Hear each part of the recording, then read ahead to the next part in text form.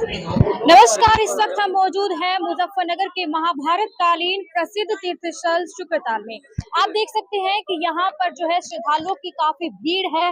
मुजफ्फरनगर में जो शुक्र तीर्थ है, यहाँ पर जो बरगद का पेड़ है, ये लगभग 5000 वर्ष पुराना है।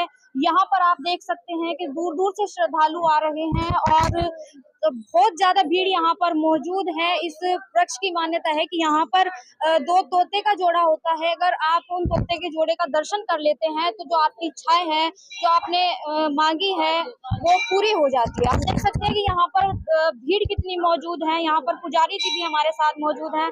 आइए पुजारी जी से हम आपको बात कराते हैं। जी, आपका नाम? रविंद्र शर्मा। जी, मुजफ्फरनगर के शुक्र तीर्थ जो है वो काफी प्रसिद्ध है। क्यों प्रसिद्ध है, उसके बारे में बताइए। ये जो तीर्थ है ये भागवत की वजह से प्रसिद्ध है। आज से 5000 वर्ष पूर्व सुखदेव महाराज ने राजा परीक्षित को भागवत कथा सुना करके मोक्ष की प्राप्ति कराई थी। जो फल भगवान के साथ में रहने से पांडवों को नहीं मिल पाया, वो फल परीक्षित को प्राप्त हो गया। पांडवों को मिला स्वर्ग और परीक्षित को मिला मोक्ष, क्योंकि मोक्ष जिसके लिए देवता भी तरसते हैं। तो भागवत क्या है, संसारी कामनाएं पूरी करती है, मुक्ति प्रदाता है। अगर विधि विधान के अनुसार श्रवण मनन चिंतन किया जाए तो मोक्ष भी प्राप्त किया जा सकता है। ये कथा जो है इस तीर्थ की, वो महाभारत काल से जुड़ी हुई है। जब महाभारत चल रहा था तो अंतिम अवस्था में अश्वत्थामा ने उत्तरा के ऊपर ब्रह्मास्त्र का प्रयोग किया। भगवान ने उस बालक की गर्भ में रक्षा की।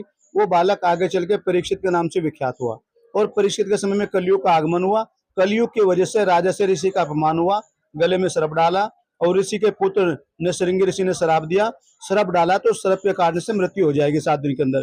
फिर राजा परीक्षित राजपाट जन्मेजय को देकर अपने पुत्र को बड़े को इस स्थल पे आए थे। ये संत महात्माओं का भजन का केंद्र था। जैसे नैमिषारण है लखनऊ के पास, इस क्षेत्र का ये था।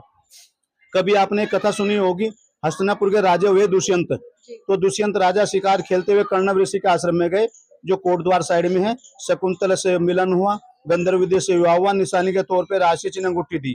उसी समय दुर्वासा ऋषि वहां पे आए, उनका स्वागत नहीं हुआ तो दुर्वासा ने शकुंतला को श्राप दे दिया, जिस राजकुमार के इसमें हमें भूल, एक दिन आप यही भूल जाएगा आपको। तो जब शकुंतला दुष्यंत से मिलने जा रही थी हस्तिनापुर, तो उसकी अंगूठी गिर गई यहाँ नदी पे। तो महाकवि कालिदास ने विज्ञान शकुंतला में शाखावतार वर्णन किया। इसलिए राजा परीक्षित यहाँ पे आए संत महात्माओं के पास, मेरी मुक्ति कैसे होगी?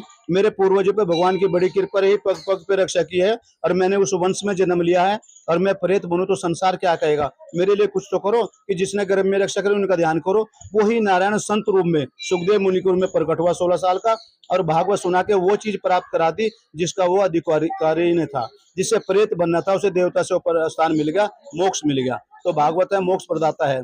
अभी 300 साल पहले चमत्कार हुआ, सुखदेव महाराज दोबारा प्रकट हुए यहाँ पे। राजस्थान में अलवर जिला है, वहाँ पे चरणदास जी का जन्म हुआ था। बचपन में सुखदेव महाराज का दर्शन हुआ नदी पे। सुखदेव महाराज ने गोद में बिठाकर पेड़े का प्रसाद दिया। 7 साल के अवस्था में दिल्ली आए नाना जी के यहाँ। बचपन से चमत्कार दिखाने लगे, बड़े हुए। फिर गुरु की तलाश में दिल्ली से यहाँ पे आए। सुखदेव जी का फिर दर्शन हुआ, यहाँ पे दीक्षा प्रदान किया, तब नाम रखा चरणदास। फिर दिल्ली गए, 14 साल तक योग साधन, अष्टसिद्धि निरुद्धि प्राप्त की। फिर वृंदावन में भगवान के साथ रासलीला और 52 शिष्य हुए, 52 गद्दी स्थापित की। हरियाणा, राजस्थान, उत्तर प्रदेश, पंजाब, बंगाल, बिहार, मध्य प्रदेश। मुख्य कारण यह है, इन्होंने बताया कि सुखदेव जी तो आज भी ढूंढने वाला चाहिए, कहाँ 5000 वर्ष, कहाँ 300 वर्ष। और इसमें वर्णन किया चरणदास जी ने तीर्थ का कि 68 तीर्थ माही अनूपा मोह भाई बैकुंठ स्वरूपा। 68 तीर्थों में से सुखतार पहला तीर्थ है मोक्ष का। तो यहाँ पे आए तो ये जो वटवृक्ष है करीब 5000 साल से ऊपर है। आपने देखा होगा ये वटवृक्ष में अक्सर धाड़ियां लटकती है, तो इस वटवृक्ष में देखो तो ये और वटवृक्षों से अलग ही महसूस नजर आता है। वो दाढ़ी से नजर नहीं आते, हरा भरा स्थिति रहती है। और जितनी भी कथाएं हुई शास्त्रों में वो सब वटवृक्ष के नीचे हुई। शंकर जी ने पार्वती को सुनाई कैलाश पर्वत पे वटवृक्ष के नीचे। सुखदेव जी ने परीक्षित को सुनाई वटवृक्ष के नीचे। नैमिषारण में सूत जी ने सोनकादि ऋषि को सुनाई वटवृक्ष के नीचे। मैत्रेय जी ने विदुर को सुनाई हरिद्वार में वटवृक्ष के नीचे। चरणदास जी को अलवर में गोद में बिठाकर पेड़े का प्रसाद दिया वटवृक्ष के नीचे। तो वट विश्वास अचल निधर्मा, सभी वृक्षों का राजा वटवृक्ष और सभी तीर्थों का राजा प्रयाग है।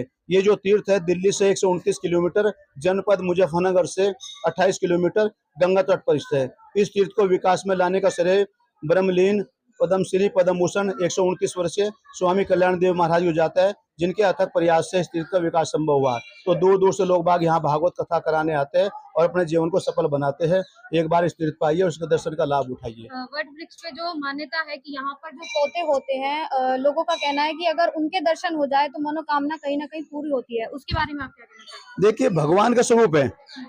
एक कथा आती है त्रेता युग की। 13 लाख वर्ष पहले शंकर जी पार्वती को कथा सुना रहे थे।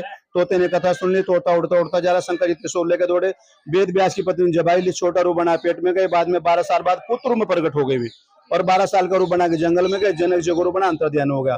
तो कहने का तात्पर्य यह है, कच्छप रूप धारण भी किया है भगवान ने, वारा का रूप धारण भी किया है भगवान ने। तो जो अच्छे व्यक्ति होते हैं तो उन्हें जीवों में पक्षियों में भी भगवान नजर आते हैं। क्यों? क्योंकि इसको भी भगवान ने भेजा और हमें भी भगवान ने भेजा, ऐसा भाव उत्पन्न होता है उनका। हमारे साथ में आप देख सकते हैं कुछ यहाँ पर भक्तगण श्रद्धालुगण भी मौजूद हैं, उनसे भी हम आपको रूबरू कराएंगे। जी, आप क्या कहना चाहेंगे? क्या आज आप शुक्रताल आए हैं, क्या कहना चाहेंगे शुक्रताल आने के बारे में? तो शुक्रताल भागवत के लिए तीर्थ है, जी, और भागवत का सही असली जन्म तो यही हुआ है। ठीक है, व्यास जी ने लिखी थी, लेकिन पब्लिक के लिए या मतलब हम लोगों के लिए यहाँ पे सुखदेव जी ने परीक्षित को सुना के हम सबके लिए दी है। इसका मतलब ये है कि भागवत के द्वारा मोक्ष का मतलब क्या है कि मोह से नाश हो जाता है तो मोक्ष हो जाता है। तो आज आप शुक्रताल आए हैं, कैसा आपको महसूस हो रहा है? शुक्रताल हमेशा बहुत बढ़िया लगता है। यहाँ मैं तो हमेशा जाता रहता हूँ। हाँ, यहाँ अक्सर जाता रहता हूँ। आप कुछ कहना चाहेंगे? हाँ, बहुत अच्छा लग रहा है। मेरा नाम है शिव कुमारी भूरा चैन। मैं राजस्थान बीकानेर से, गंगा शहर से आई हूँ। कैसा आपको लग रहा है यहाँ? ये यहाँ से जो महसूस हो रहा है वो तो बोल ही नहीं सकते। जो शब्द है उसको तो बोल ही नहीं सकते कि क्या बोलें, भगवान की क्या धन्यवाद करें, इतनी बड़ी कृपा है। और सभी श्रद्धालुओं को आप क्या कहना चाहेंगे यहाँ आने के बारे में? यहाँ आने के लिए हम तो कहते हैं वहाँ यहाँ पे आना चाहिए। सबको इससे ज्ञान मिलेगा। ज्ञान ये मिलेगा कि हाँ की कथा सुनने से क्या होता है। सुखदेव जी के यहाँ पे और जगह से कम भीड़ है यहाँ पे। देखिए, यहाँ पर जो पुजारी जी थे, उन्होंने पूरे शुक तीर्थ के बारे में विस्तृत से हम सभी को जानकारी दी, हमारे दर्शकों को जानकारी दी। और यहाँ पर महिला श्रद्धालु भी मौजूद थी, जिन्होंने अपने विचार हमारे साथ साझा किए। उनको लगा कि यहाँ पर जो वो आए हैं, उनको एक अलग ही आनंद जो है वो महसूस हो रहा है। मुजफ्फरनगर का जो शुक तीर्थ है, मैं सभी से कहना चाहूंगी कि वो जहाँ भी कोई हमारी इस वीडियो को देखे तो सभी शुक तीर्थ आए और एक बार धर्म लाभ जरूर उठाएं। कैमरा पर्सन के साथ शुक तीर्थ से मैं आरती सिंह।